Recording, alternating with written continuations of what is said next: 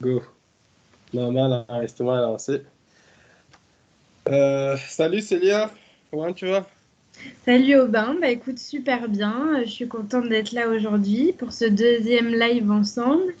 Et puis on a une journée Exactement. plutôt ensoleillée, donc ça fait plaisir, ça met de bonne humeur, voilà. Ça, c'est clair, ça c'est sûr.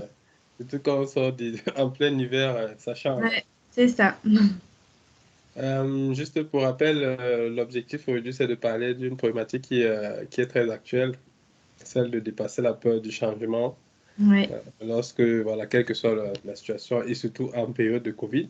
c'est ça. Mon gros Donc, sujet pour cette période effectivement mouvementée. Mm. nickel, on va essayer de voir ce qu'il en ressort. Ouais. Donc, comme je dis d'habitude, on fait un tour de présentation rapide. Donc, si tu peux nous dire en quelques mots qui tu es, pareil, je ferai la même chose avant on ne commence véritablement les questions. Ouais, bien sûr. Donc, pour ceux qui ne me connaissent pas, donc je suis Célia Chaminade et je suis donc coach professionnel certifié, spécialisée notamment dans les thématiques de l'estime et de la confiance en soi et de l'hypersensibilité.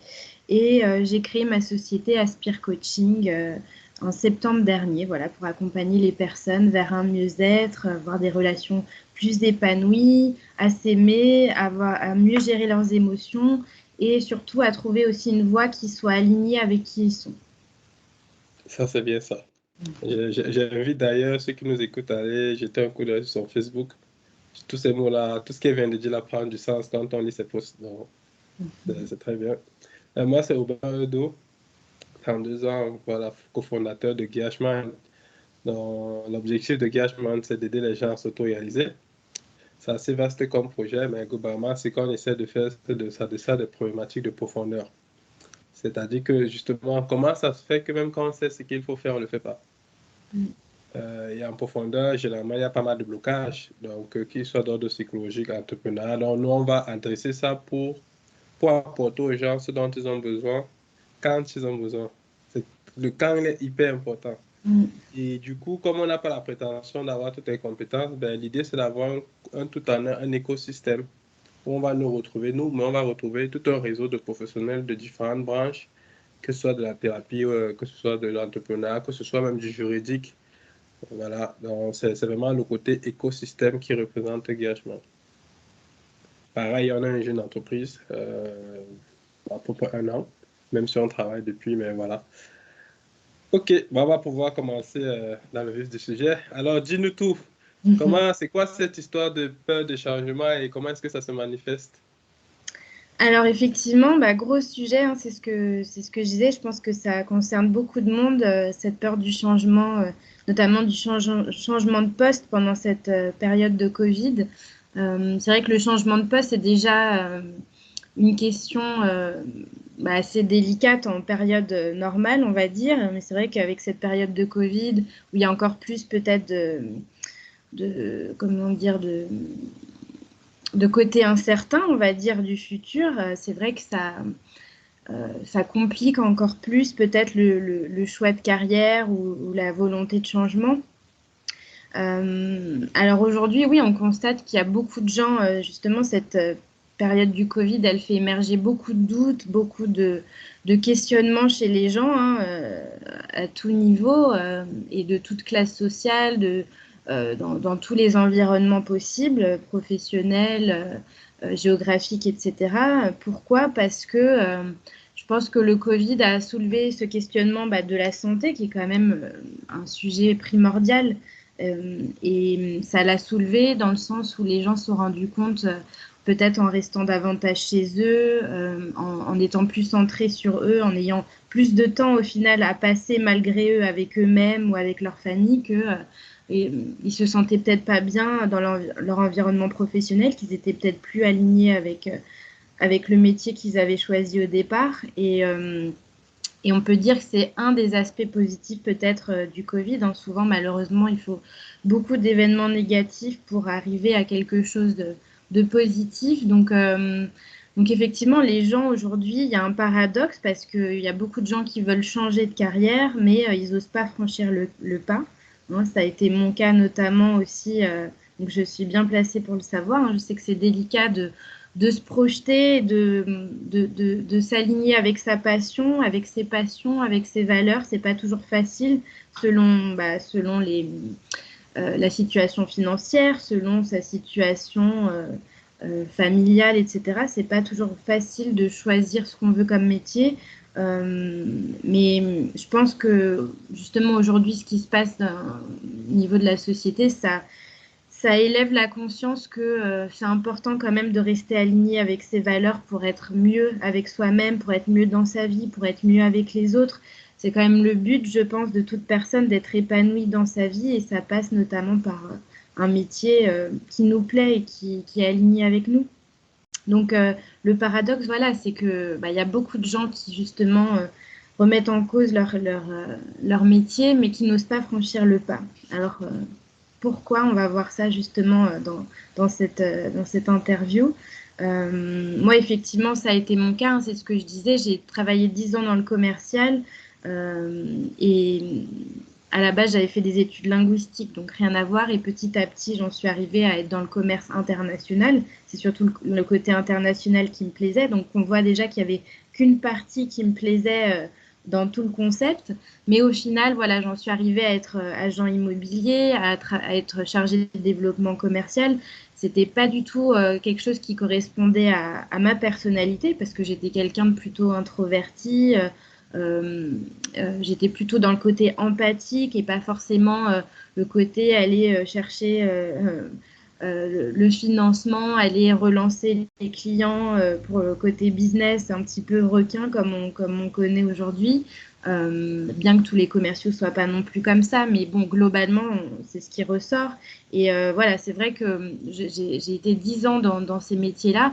Ça a été quand même très important, je tiens à le dire, ça a été porteur quand même de changement. Ça m'a un petit peu bousculée et ça a été positif dans le sens où j'ai pu apprendre aussi à sortir de ma zone de confort, à avoir un relationnel avec les gens, moi qui étais assez introvertie. Donc ça m'a permis quand même de sortir de ma coquille, mais c'est vrai que sur le long terme, ça fonctionnait pas parce que c'était quand même très éloigné de mes valeurs et de mes besoins. Moi, j'étais vraiment plus dans le côté relation d'aide. J'avais besoin de rentrer dans le détail, de répondre aux besoins des personnes et pas forcément qu'il y ait le côté business à côté, relance. Donc voilà, j'étais vraiment éloignée et j'osais pas. C'est vrai, pendant 10 ans, au final, il m'a fallu 2 burn-out pour commencer à me dire non, tu peux pas rester comme ça dans cette situation. Donc je sais que c'est difficile. C'est plus une question d'écoute, c'est-à-dire qu'au final, tu avais déjà les signaux d'alarme avant même le Covid, voilà, tu avais déjà les signaux d'alarme comme quoi c'était pas ta place.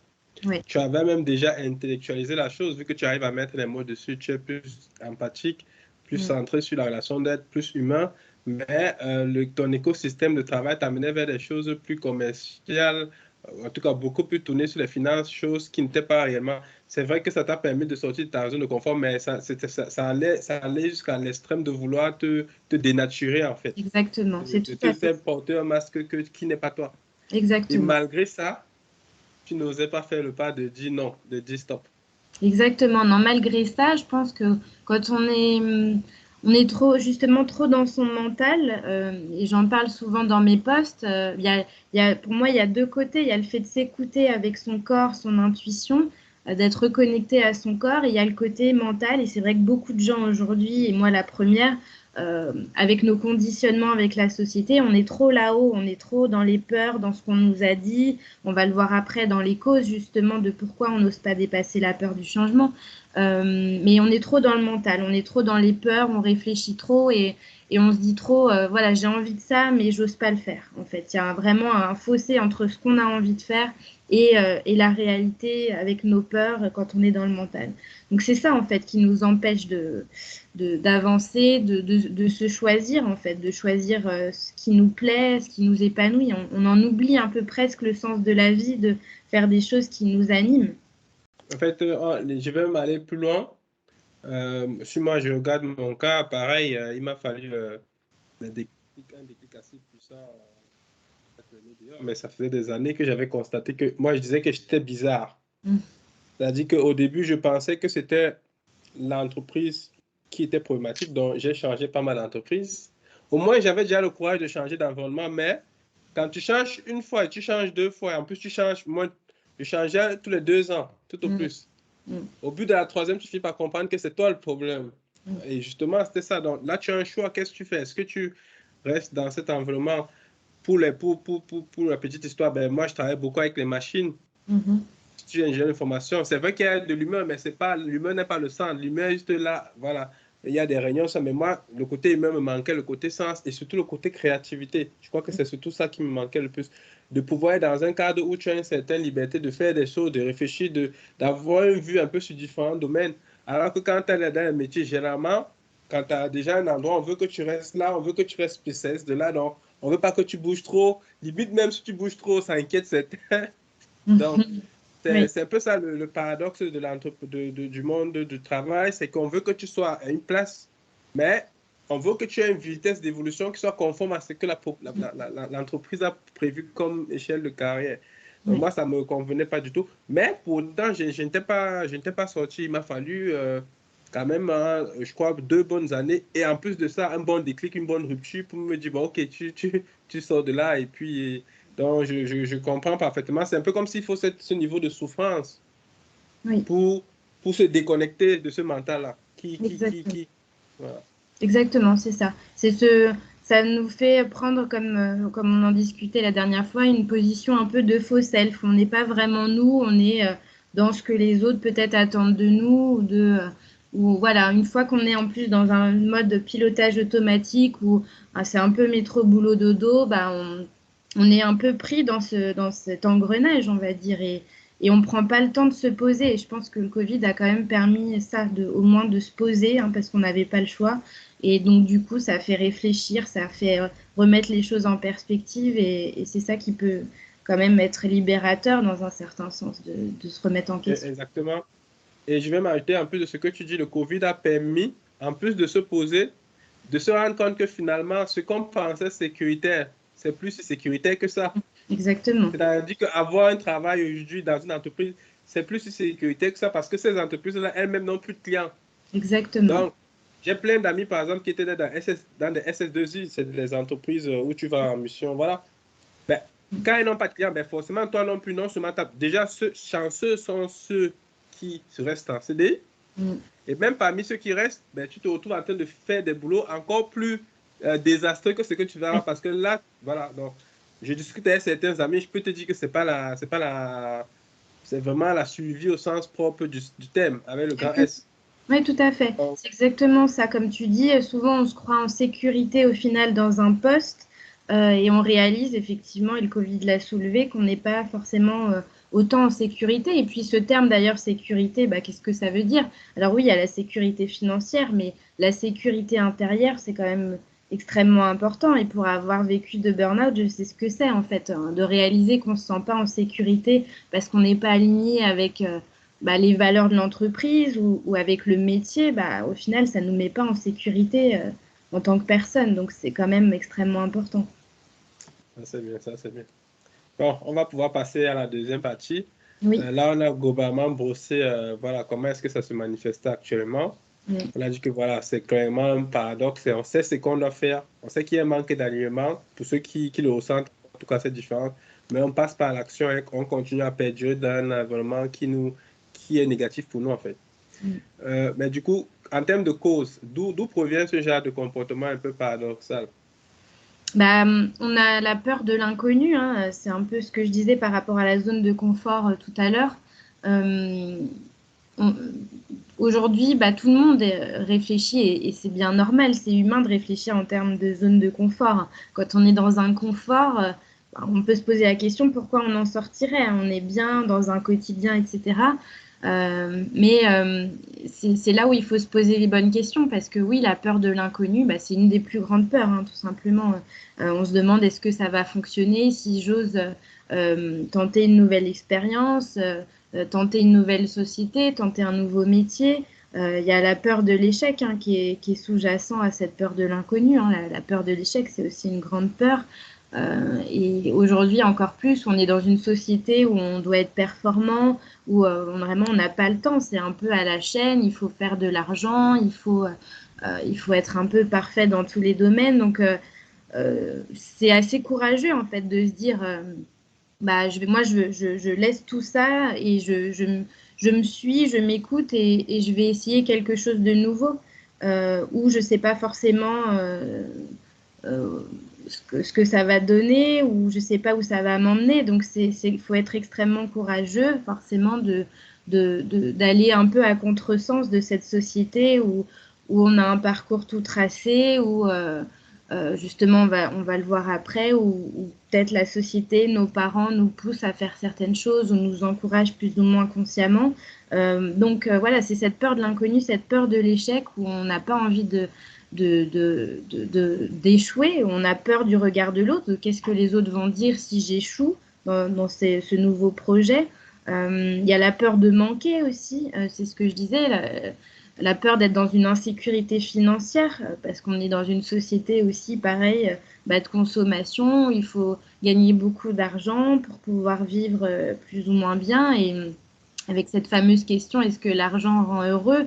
Voilà, ça c'est toute une question, un questionnement, tout un débat, mais forcément l'argent est quand même au centre de toutes les préoccupations et forcément la première chose qu'on se dit c'est on a peur de manquer d'argent si on essaye quelque chose de nouveau.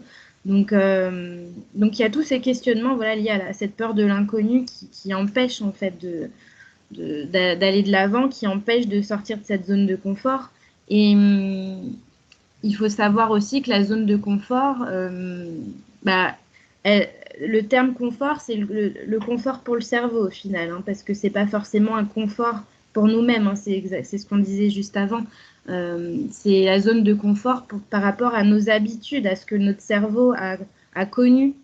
Et d'ailleurs, souvent, quand on se conforte dans nos habitudes, dans nos croyances, notre cerveau, c'est quelque chose de chimique, il envoie de la dopamine. C'est-à-dire que des fois, la zone de confort, pour faire un petit aparté, ça peut être d'être dans des situations négatives, de maltraitance, des schémas de pensée négatifs, mais parfois, rien que ça, pour vous dire, pour vous montrer un extrême, ça va être une zone de confort pour certaines personnes, parce que c'est ce qu'ils connaissent de mieux. Et c'est pour ça que c'est difficile d'en sortir parce que parfois, ça, c'est considéré pour la personne comme une zone de confort. Il y est très malheureux, mais du coup, il n'ose pas en sortir parce que c'est un peu son identité, c'est un peu ce qu'il connaît. Et du coup, ça fait comme un bouleversement pour la personne de sortir de cette zone de confort, aussi négative soit-elle. Donc c'est pour ça que voilà, c'est un peu un défi, vu comme un défi en fait d'aller vers cet inconnu-là, cette peur de manquer. Ok. Ok. En fait, donc, du coup, je retiens peur de l'inconnu. La peur de l'inconnu qui elle-même est liée à la peur de l'échec. Mhm. Et à la peur de l'échec, elle-même, elle est liée à la peur du jugement. Oui, Qu'est-ce qu'on va dire de moi si j'échoue? c'est ça. Et qui est encore pire, qui est encore elle-même liée à la peur de manquer. Parce que si j'échoue, ça veut dire que non seulement j'ai risqué ce que j'avais maintenant, mais encore demain sera encore pire puisque j'aurais échoué. Donc, j'aurais, entre guillemets, tout perdu. Et ça revient, comme tu disais, toutes ces peurs-là, en fait, elles sont associées. C'est-à-dire, Mhm. elles sont associées quand on y pense rapidement. Et elles pèsent, c'est un peu comme une balance. Et finalement, c'est tout ça qui prend le relais. Ouais. Tu parlais de la notion de zone de confort, de la notion d'argent, de la notion de conditionnement. Mais c'est clair que quelque part, on a une société qui est très basée sur l'aspect matériel, au-delà même de l'argent, sur l'aspect matériel. Et Oui. l'argent n'est qu'un vecteur pour acquérir cet aspect matériel, ce confort-là. Avant, il y avait le troc. On échangeait les choses, mais aujourd'hui, c'est l'argent. Oui. Donc, quelque part, il y a ce conditionnement-là, cette perte de vue que l'argent est un moyen. C'est pas, on oublie que c'est pas l'objectif, c'est un moyen. Oui. Mais je comprends aussi, je comprends ce qui, c'est normal en fait. C'est-à-dire que je ne crois pas que que le problème soit d'avoir l'argent ou pas, parce que quand tu regardes même bien ceux qui travaillent et Mm. qui en ont, ils continuent à travailler même plus Oui. que ceux qui n'en ont pas. Donc, tous ces gens qui ont des grandes entreprises, ils continuent à travailler, plus peut-être ils ne comptent pas les heures. Donc, Mm. c'est pas par rapport à l'argent qu'ils ont commencé. Si c'était ça, ils auraient arrêté. Oui. Oui. Tout Donc, à fait. donc c'est pour dire qu'en fait, il y a plus ce côté conditionnement, ce côté confort qui fait on préfère faire du surplace, Oui. quitte à se rattacher à ce qui est connu et qui nous fait déjà mal. Mais on Oui. préfère faire du surplace. Mm. C'est paradoxal. Sans même aller trop loin dans le cas de l'entreprise ou du changement de poste, c'est un peu comme l'exemple de quelqu'un qui sait qu'il doit faire du sport, mais qui préfère continuer à regarder la même alimentation. Oui, oui, exactement. C'est tout à fait ça, ouais, c'est tout à fait ça. Et pour aller sur le second point justement des causes, bah, il y a cette notion de conformisme dont je parlais un petit peu tout à l'heure. Le fait aussi bah, c'est lié à ce qu'on vient de dire aussi, hein, le côté argent, parfois c'est des croyances que nos parents, que la société vont nous mettre dans la tête. On va avoir un conditionnement euh, qui va nous dire que tel métier, bah, c'est un métier d'avenir parce qu'il nous permet de gagner de l'argent. Donc, du coup, souvent, on va faire des métiers quand on est jeune pour faire plaisir à nos parents, pour se conformer aussi à la société qui nous dit que bah, devenir manager, que être dans le commercial, que être dans la finance, bah, ça va nous apporter plus de succès, plus de réussite, plus de bonheur. On associe tout ça ensemble, en fait. On associe argent, bonheur, réussite dans nos têtes. Il suffit que la société, qui d'ailleurs associe beaucoup les choses à l'argent, au bonheur, ou nos parents, etc., bah, on fait un mix de tout ça et ça nous fait un conditionnement dans nos têtes qui fait qu'on voit les choses comme ça et qu'on se dit, bah, je vais aller dans cette branche-là parce que je vais peut-être être plus heureux, je vais gagner plus d'argent, etc. Donc, il y a tout Je ça. vais faire plaisir, je vais faire plaisir à papa. Papa et maman seront, mes parents seront fiers de moi. Il y a quand même ce côté Exactement. fierté. J'aurai la validation des amis, de la société, même voilà. Donc quelque part, cette notion, en fait, comme tu l'as très bien dit, être conforme, c'est pas seulement une question de conformisme, c'est qu'on voit qu'à travers ça, on existe. Et on existe Oui, en étant quelqu'un de respecté. exactement, c'est ça. C'est exactement ça parce que ça nous fait appartenir en fait à une société, de s'y conformer ou d'appartenir à une société ou une famille en fait, de se conformer à leurs désirs, à leurs attentes. Et justement, le besoin d'appartenance, c'est un besoin psychologique, hein. Si vous connaissez la pyramide de Maslow sur les besoins de l'homme, bah, les besoins psychologiques il y a le besoin d'appartenance, d'appartenir à un groupe, à une famille, et ça crée un peu une identité chez la personne, ça le rassure. Donc, c'est vrai que c'est rassurant, en fait, de faire ce qu'on entend, ce qu'on nous dit. On se dit, bon, bah, c'est que c'est une bonne chose. Et c'est vrai que quand on est jeune, on n'ose pas forcément s'écouter aussi. C'est pour ça que l'âge nous permet de mûrir et d'avoir nos propres opinions, nos propres idées. Heureusement, ça nous sert à ça aussi. Mhm. OK. Donc, en définitive, tu as vraiment cette peur de l'inconnu, cette peur de l'échec, cette peur du jugement, cette peur de manquer l'insécurité financière, couplée au conformisme, que ce soit de la société et des parents proches, ben, tu as tout ce qu'il faut pour que tu restes sur place, quoi. Oui. Puisque de l'autre côté de la balance, tu n'as que toi, tu n'as que ton intériorité qui te parle vers ton corps. C'est ça, c'est un peu ça. C'est l'intériorité contre le reste du monde, on pourrait Exactement. dire. L'intériorité contre ton mental, contre tout le reste du monde. C'est ça, c'est un peu ça. Donc c'est pour ça que ça peut être perçu comme un peu un combat. C'est vrai, quand on n'est pas habitué, quand on a été conditionné pendant des années, bah oui, c'est forcément, c'est vrai que c'est un combat, c'est sortir de sa zone de confort, de se faire violence et de se dire, ah non, mais maintenant, qu'est-ce que je veux vraiment en fait? On a son mental et ses envies ici. Et souvent, il y a besoin d'un déclic, malheureusement, comme des burn-out, comme des dépressions, comme des effets sur la santé, hein, pour se rendre compte que maintenant, il faut peut-être s'écouter soi et pas écouter le reste. Oui, ça, c'est bien ça. On espère que les autres n'auront pas besoin d'en arriver jusqu'à Oui, bah ce oui, niveau-là. c'est ça. Et du coup, c'est quoi les conséquences on ne s'écoute pas, Mm. entre guillemets, qu'on fait l'autruche? Parce Oui, que, ça. voilà, on préfère, je me dis, on préfère rester là où on se trouve. En tout cas, on préfère ne pas se mettre en mouvement. Oui.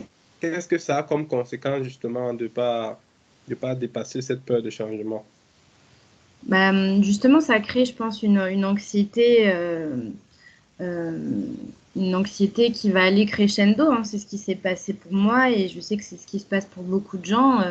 Euh, on va être stressé au quotidien, on va pas être d'humeur positive, hein. On va être dans la tristesse, dans la colère parfois, donc dans un mal-être en fait, parce qu'on est dans justement ce faux self dont on a parlé, on n'est pas vraiment soi, on a un peu un masque et ça marche un temps, ça marche sur le court terme, mais sur le long terme, on ne peut pas se dénaturer comme tu disais, on ne peut pas vivre éternellement pour être quelqu'un d'autre, donc ça, on devient aigri, on devient frustré. Souvent il y a plein de gens, et moi la première, genre, je devenais aigrie au travail parce que en fait, je ruminais toujours les mêmes choses dans ma tête. Et puis, il suffit que tu parles à d'autres gens qui, eux, aussi sont aigris, sont frustrés, sont pas bien dans leur travail. Et ça crée un effet boule de neige où personne n'est bien et on s'entraîne dans tout ça. Donc, c'est pour ça que c'est très négatif, tout ça.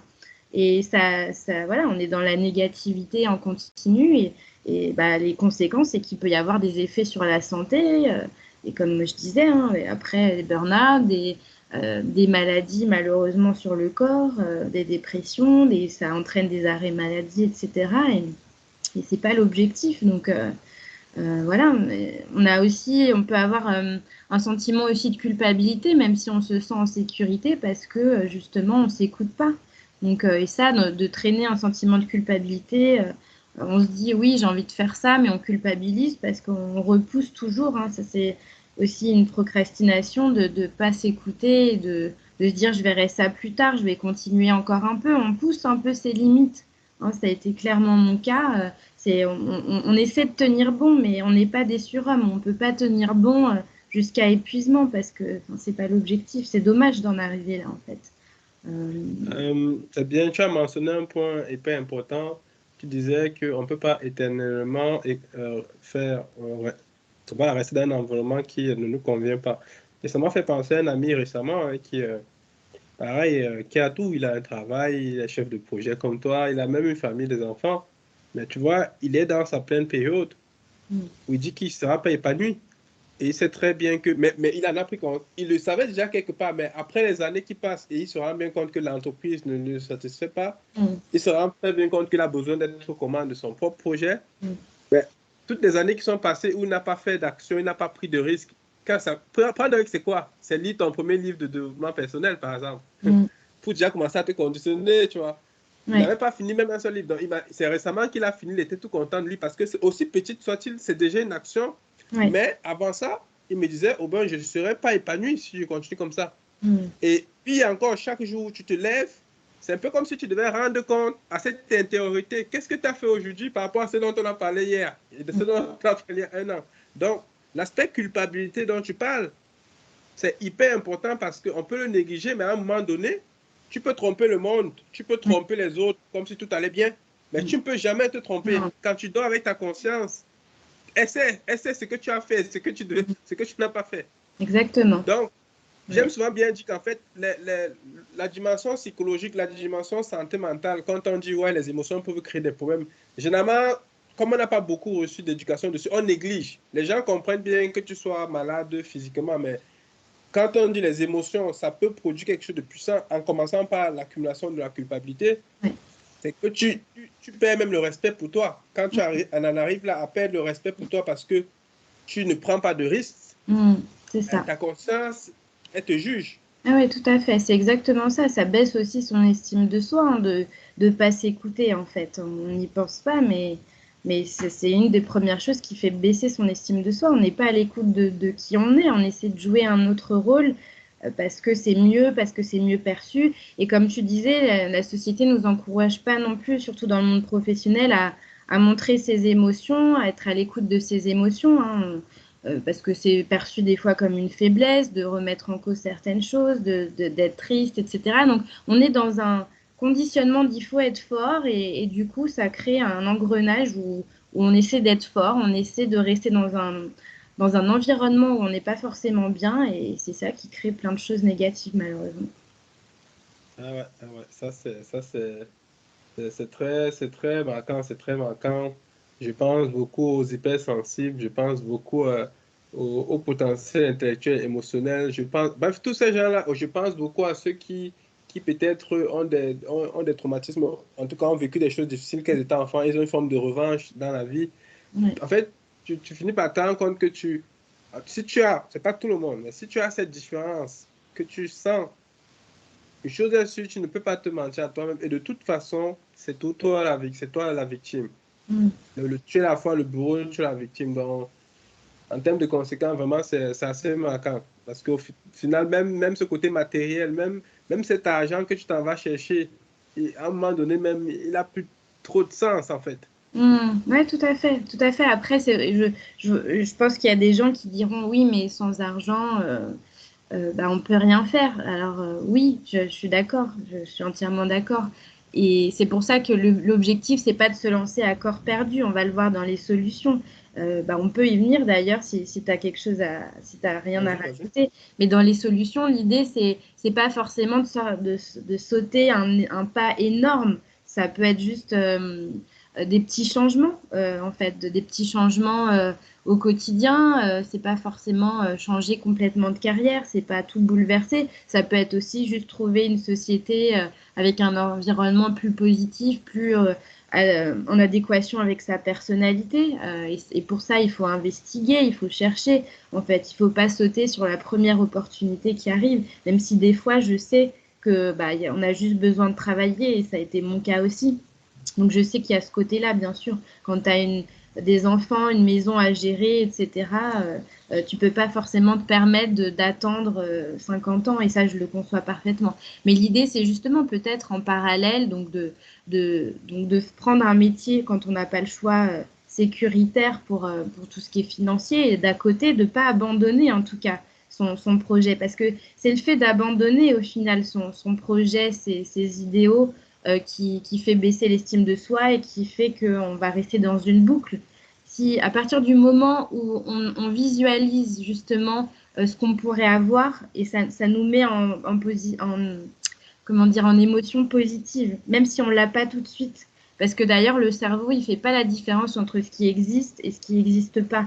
L'important, c'est que tu te mettes en émotion positive. Et c'est pour ça que ce côté visualisation, vraiment, je vous invite à le faire. Et ça devient un automatisme quand on commence à le faire, de se dire, de s'imaginer je sais pas, dans 2, 3 ans, comment on a envie d'être. Même si en attendant, il faut en passer par une période difficile, avoir un métier qui ne nous plaît pas forcément, mais au moins on a cette visualisation, on a cet objectif de vie. Et ça nous permet de rester en émotion positive, de rester dans un entrain, dans une motivation, une envie de vivre en fait. Mhm.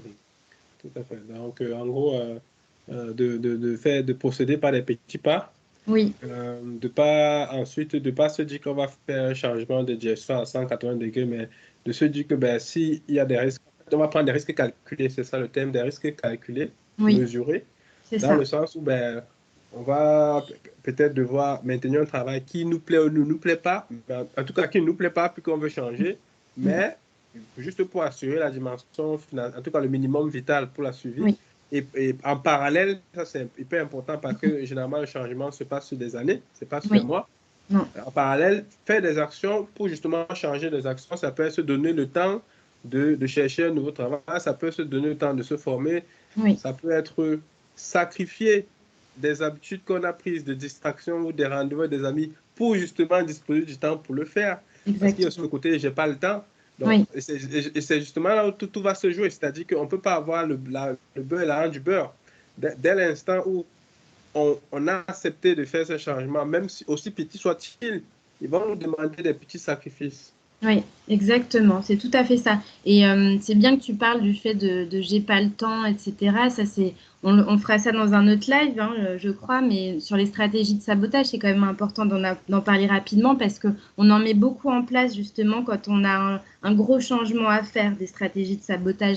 Quand on sait qu'il y a quelque chose où il y a un enjeu, et ben tout de suite on va trouver des excuses pour pas le faire, pour pas s'y mettre, on va procrastiner, on va dire qu'il y a le temps qui passe, qu'on n'a pas le temps de s'y consacrer. Tout ça, c'est un peu, on s'auto-sabote en fait au niveau du mental pour pas agir. Et c'est pour ça que, à l'inverse, pour contrecarrer un peu tout ça, c'est bien de se donner une vision, un objectif.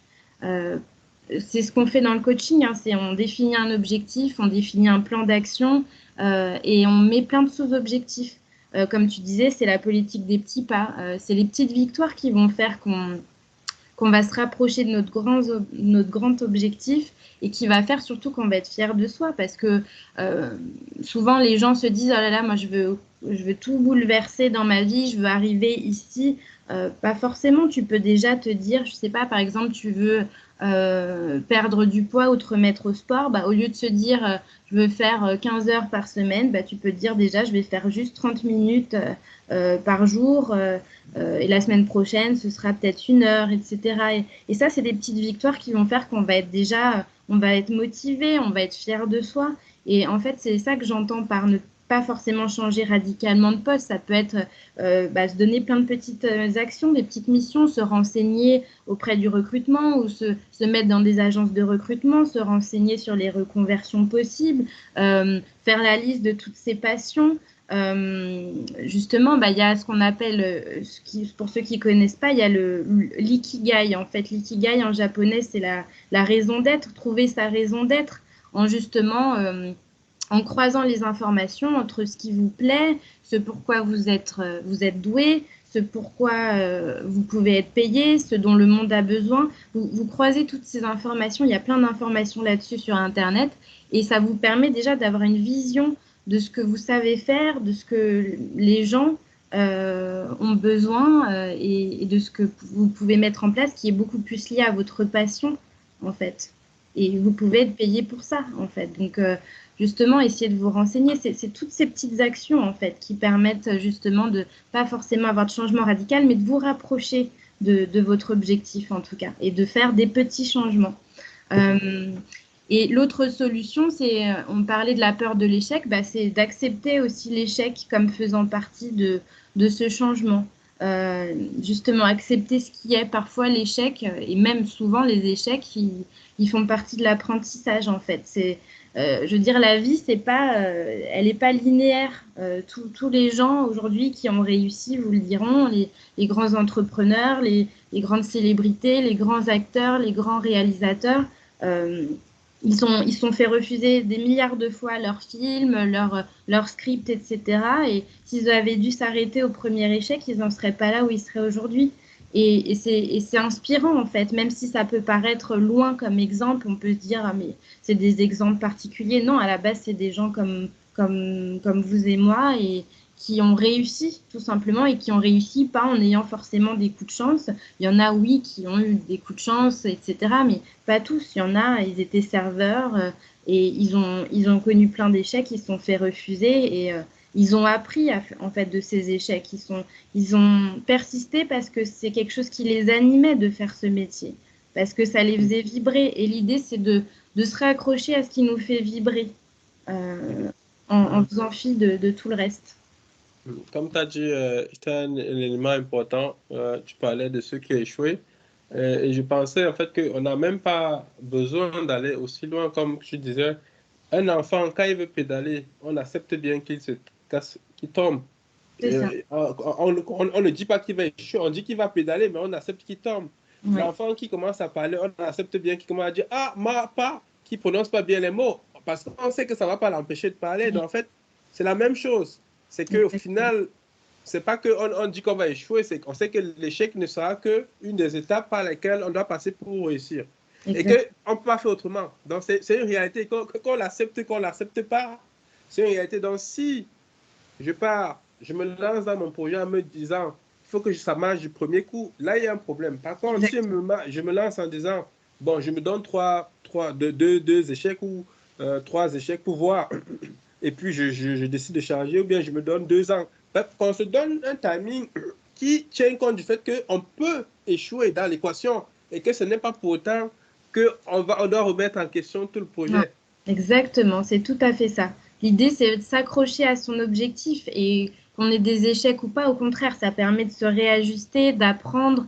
On apprend beaucoup, encore plus de l'échec d'ailleurs que de la réussite, parce qu'on se demande pourquoi et on se ressente sur soi, on s'intériorise et on réfléchit à ce qu'on aurait pu faire de mieux et on découvre des nouvelles choses, de nouvelles façons de faire, on découvre des nouvelles personnes qui nous donnent de nouvelles idées. Donc au contraire, c'est très riche en fait l'échec. Donc l'idée, c'est de s'accrocher effectivement à ce qu'on aime faire, à ce qui nous fait vibrer et de se dire surtout que moins on sort de sa zone de confort, Et moins on a de chances de trouver ce qui va nous faire vibrer, ce qui va nous plaire en fait. Donc, il faut aussi garder ça en tête. Oui, ça va de pair. OK. Mm. Il y a un dernier point, peut-être que tu as cité la dernière fois, qui était lié au fait de se donner l'opportunité de changer de décor Oui, oui, euh, comme solution pour justement peut-être euh, changer d'environnement pour avoir un regard et une perspective mm, qu'on n'a pas. Parce que totalement. quand on est dans la routine du métro, Oui, boulot, dodo, on a tout pour nous conforter dans ce schéma-là. oui, Le exactement. jeudi, tu vas boire le after work. Le vendredi, c'est pareil, tu vas te reposer. Le week-end, tu es dans... Même, même si à un moment donné, tu veux changer, en fait, tout est tellement en place Oui. que non seulement le changement n'a pas beaucoup de place, mais quand bien même il a une petite étincelle, tout est là pour l'éteindre. C'est ça, exactement. C'est un peu ce qu'on disait tout à l'heure avec, c'est l'intériorité contre le reste du monde. C'est un peu ça, mais en même temps, quand on trouve son intériorité, c'est plus fort que tout le reste, en fait. Ça pulvérise tout et ça, on s'en rend compte que si on ose aller voir ce qu'il y a à l'intérieur. Et pour s'écouter, comme tu dis, ça peut être juste des balades, hein, dans la nature, c'est encore mieux et surtout pour les personnes hypersensibles, ça apporte tellement de choses, surtout quand on est dans le quotidien avec les échanges avec tout le monde, le relationnel, etc. C'est très bien, mais c'est vrai que ça peut épuiser facilement et que du coup, on n'est pas forcément prêt à s'écouter. Donc justement, les endroits, les balades extérieures, les week-ends, les voyages, tout ça, ça permet justement de faire le vide, de s'extérioriser, de se recentrer sur soi. Et c'est ça qui permet justement de se poser et de s'écouter, d'être à l'écoute de ses émotions. Ok, je suis en colère là après mon chef, pourquoi? Je suis triste de retourner au travail, pourquoi? J'ai des douleurs là, de stress, etc. Pourquoi? C'est de se poser toutes ces questions et de se dire, ok, qu'est-ce que j'aime faire? Des fois, c'est se repencher sur ce qu'on aimait faire enfant aussi. Ça nous permet, souvent on le laisse de côté totalement en pensant que on était enfant, que c'était une période de vie. Mais souvent, les gens qui se reconvertissent aujourd'hui, ils se rattachent à des choses qui les ont animés enfants, parce qu'on reste un enfant, hein. On a d'ailleurs cet enfant intérieur qui est en nous, et se raccrocher à ça, souvent, ça nous permet de rebondir, de retrouver une joie de vivre, de retrouver du sens, en fait, de se raccrocher à nos passions d'enfant et d'essayer d'en faire un métier ou du moins une activité annexe. Euh, une passion, quelque chose qui nous anime, du moins à côté de notre travail. Si on ne peut pas forcément changer tout de suite de travail, mais voilà, il faut garder tout ça en perspective, en tout cas, à côté de cette routine et essayer de peser le pour et le contre, surtout oui, c'est un risque de changer de poste, mais quel est le risque de rester dans cette situation-là, en fait? Quel est le risque de ne pas s'écouter et de continuer sur le long terme dans un métier qui ne nous convient pas, dans un environnement qui ne nous convient pas, etc. Peut-être que le risque est plus élevé. Il faut peut-être se poser la question. Euh, euh, je voulais rebondir dans un élément que tu as dit au niveau de... Euh, ça m'a un peu sorti de l'esprit. Voilà, c'était au niveau du changement. On parlait de se raccrocher à ce qu'on aime Mm. et que ce qu'on aime, généralement, c'est lié à nos passions d'enfant. Et je voulais signaler en fait que on n'a pas la prétention de dire que vous allez trouver un travail ou une piste où vous allez faire que ce que vous aimez. Non, Si je prends mon cas, en fait, c'est mon cas, surtout si on me prend l'entrepreneuriat, il y a même beaucoup de choses que vous n'aimez pas que vous allez devoir faire. Mais il y a une grande différence entre faire quelque chose que vous n'aimez pas avec un but oui, que vous avez en tête, qui rentre en élément avec une mission, un but, et le faire parce qu'on vous demande juste de le faire. Déjà, c'est pas la même chose. bien sûr. Si on vous demande de faire un travail administratif de gestion de comptabilité, ça ne va pas forcément vous plaire. Mais si c'est pour votre propre entreprise, ben vous allez beaucoup plus adhérer à ça. Ça, c'est de un.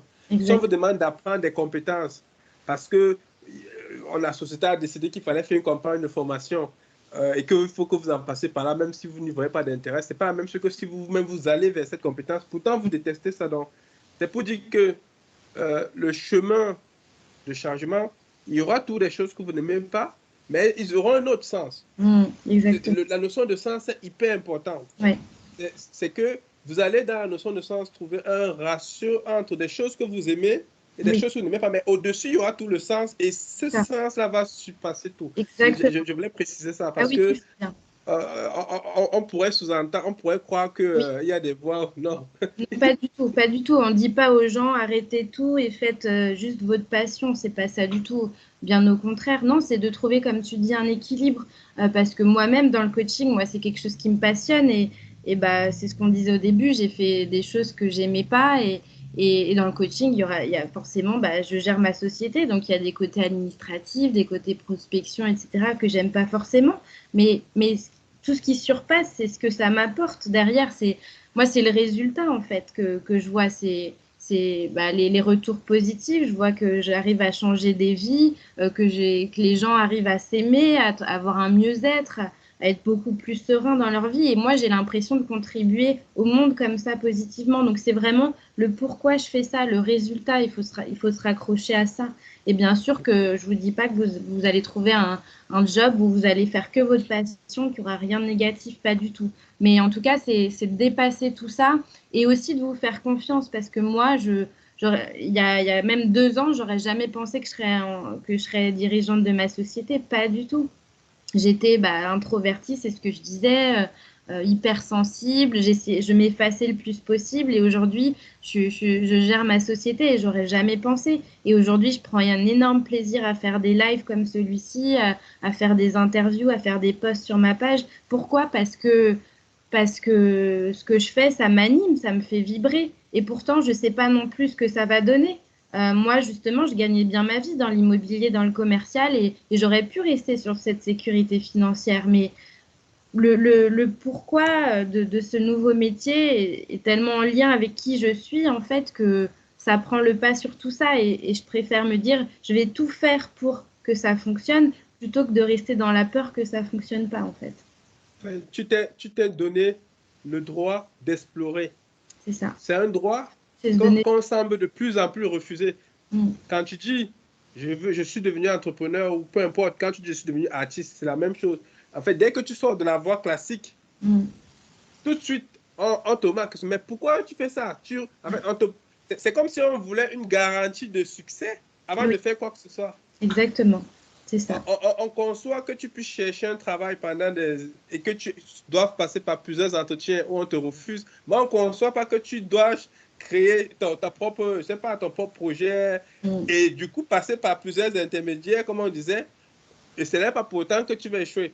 Non, c'est ça. En fait, je me fais confiance et pourtant, Dieu sait que j'ai traîné toute ma vie une faible confiance en moi. Donc, c'est justement pour dire que j'ai transcendé tout ça parce que j'ai vu que pour ma santé, il fallait que je fasse quelque chose qui m'anime, qui me fasse vibrer.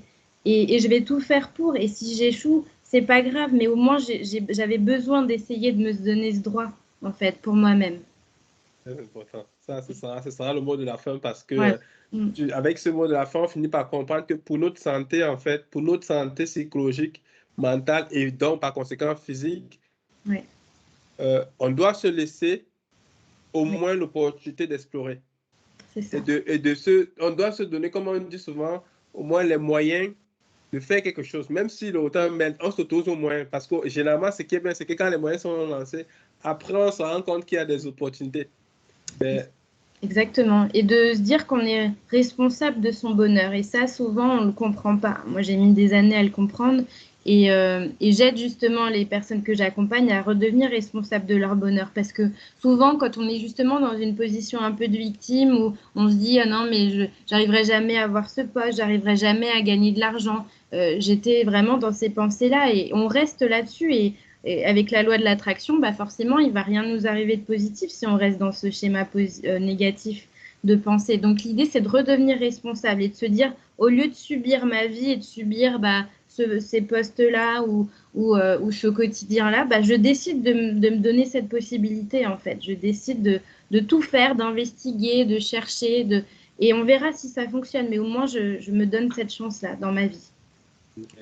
Ça marche, ça marche.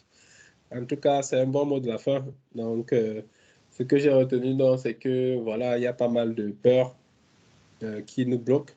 On les a déjà plus ou moins cités, peur de l'échec, peur de l'inconnu, peur de manquer, peur du jugement, besoin d'appartenance à un groupe, besoin de faire plaisir aux parents et à la société.